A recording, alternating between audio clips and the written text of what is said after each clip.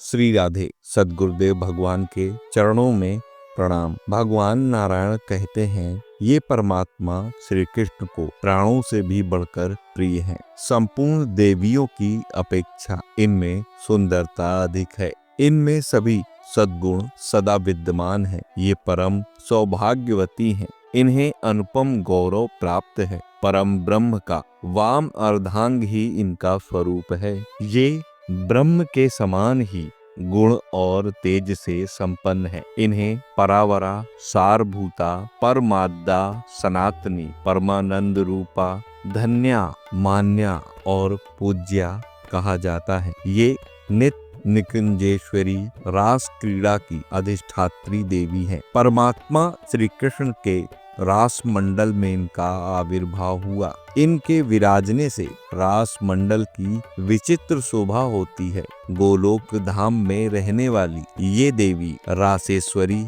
एवं सूरस्का नाम से प्रसिद्ध है। रास मंडल में पधारे रहना इन्हें बहुत प्रिय है। ये गोपी के वेश में विराजती है। ये परम आह्लाद स्वरूपनी है। इनका श्री विग्रह संतोष और हर्ष से परिपूर्ण है। ये निर्गुण आत्म स्वरूपणी श्री कृष्ण की आत्मा नाम से विख्यात है। इच्छा और अहंकार से रहित है। भक्तों पर कृपा करने के लिए ही इन्होंने अवतार धारण कर रखा है। वेदोक्त विधि के अनुसार ध्यान करने से विद्वान पुरुष इनके रहस्य को समझ पाते हैं। सुरेंद्र और मुनींद्र तथा ईश्वर कोटि के देवता भी अपने चर्म चक्षुओं से इन्हें देखने में असमर्थ हैं। ये नीले रंग के दिव्य वस्त्र धारण करती हैं। अनेक प्रकार के दिव्य आभूषणों से सुशोभित रहती हैं। इनकी कांति करोड़ों चंद्रमाओं के समान प्रकाशमान है। इनका सर्वांग संपन्न श्री विग्रह संपूर्ण ऐश्वर्यों से संपन्न है। ये भगवान श्री कृष्ण की भक्ति एवं दास्य की एकमात्र प्रदान करने वाली तथा संपूर्ण संपत्तियों को देने वाली है। श्वेत वराह कल्प में श्री वृषभानु के घर पुत्री के रूप से ये पधारी हैं। इनके चरण कमल का स्पर्श प्राप्त कर पृथ्वी परम पवित्र हो गई है। जिन्हें ब्रह्मा आदि देवता भी न देख सके, वे ही ये देवी भारतवर्ष में सबके दृष्टिगोचर हो रही हैं। ये स्त्री में रत्नों के सार से प्रकट हुई हैं। ये भगवान श्री कृष्ण के वक्ष स्थल पर इस प्रकार विराजती हैं, जैसे आकाश स्थित नवीन नील मेघों में बिजली चमक रही हो। इन्हें पाने के लिए ब्रह्मा जी ने 60,000 वर्षों तक तपस्या की। उनकी तपस्या का उद्देश्य यही था कि इनके चरण कमल के नख के दर्शन सुलभ हो जाएं, जिससे मैं परम पवित्र बन जाऊं। परंतु स्वप्न में भी वे इन भगवती के दर्शन प्राप्त ना कर सके। फिर प्रत्यक्ष की तो बात ही क्या है। उसी तप के प्रभाव से ये देवी वृंदावन नामक वन में ब्रह्मा के सामने प्रकट हुई। धराधाम पर इनका पधारना हुआ। ब्रह्मा जी श्री राधा जी से कहते हैं, तुम श्री कृष्ण के आधे अंग से प्रकट हुई हो, अतः सभी दृष्टियों से श्री कृष्ण के समान हो। तुम स्वयं श्री कृष्ण हो और ये श्री कृष्ण स्वयं राधा हैं, अथवा तुम राधा हो और ये स्वयं श्री कृष्ण है। इस बात का किसी ने निरूपण किया हो, ऐसी बात मैंने वेदों में नहीं देखी। जैसे समस्त ब्रह्मांड में सभी जीवधारी श्री कृष्ण के अंशांश हैं, उसी प्रकार उन सब में तुम ही शक्ति रूपणी होकर विराजमान हो। समस्त पुरुष श्री कृष्ण के अंश हैं और सारी स्त्रियां तुम्हारी अंशभूता हैं। परमात्मा श्री कृष्ण की तुम देह रूपा हो, अतः तुम ही उनकी आधारभूता हो। माँ, इनके प्राणों से तुम प्राणवती हो और तुम्हारे प्राणों से परमेश्वर श्री हरि प्राणवान है।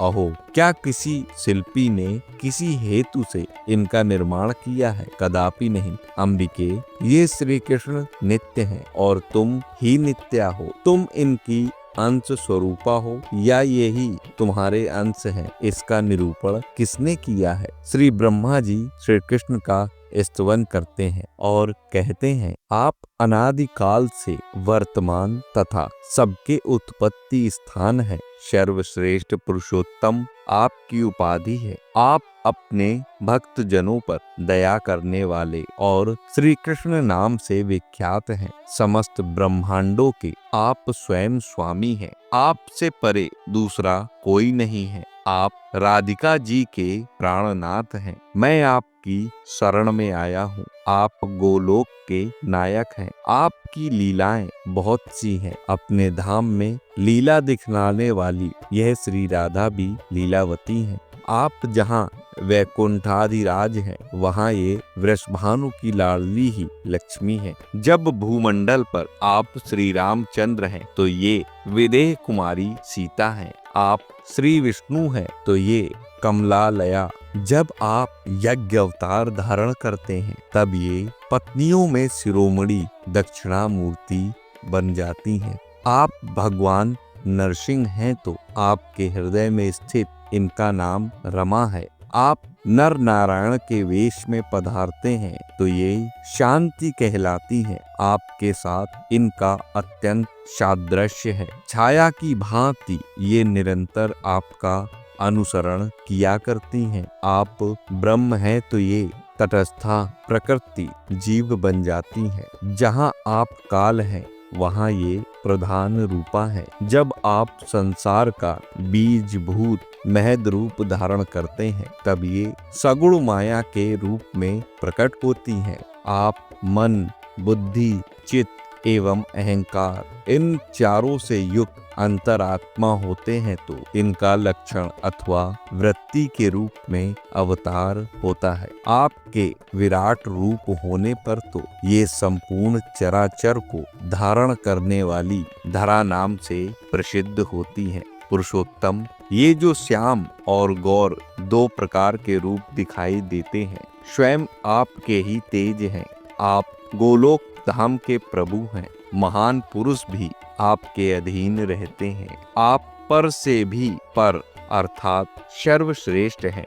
मैं आपकी शरण लेता हूँ। जो पुरुष इस युगल स्तवन का सदा पाठ करता है, उसे उत्तम गोलोक धाम, जो सब में प्रधान गिना जाता है, वह प्राप्त हो जाता है। तो आशा करता हूँ कि यह कथा आपको पसंद आई होगी और आप समझ पाए होंगे कि श्री किशोरी जू यानी कि श्री राधा रानी क्या है और भगवान श्री कृष्ण क्या है, उनकी महिमा क्या है। अगर ये जानकारी आपको पसंद आई हो, तो इस वीडियो को लाइक करके हमारा समर्थन करें और कमेंट में जय श्री राधे कृष्ण लिखना ना भूलें। मिलता हूँ अगले वीडियो में नई जानकारी के साथ। तब तक राधा वल्लभ, श्री हरिवंश, श्री राधे।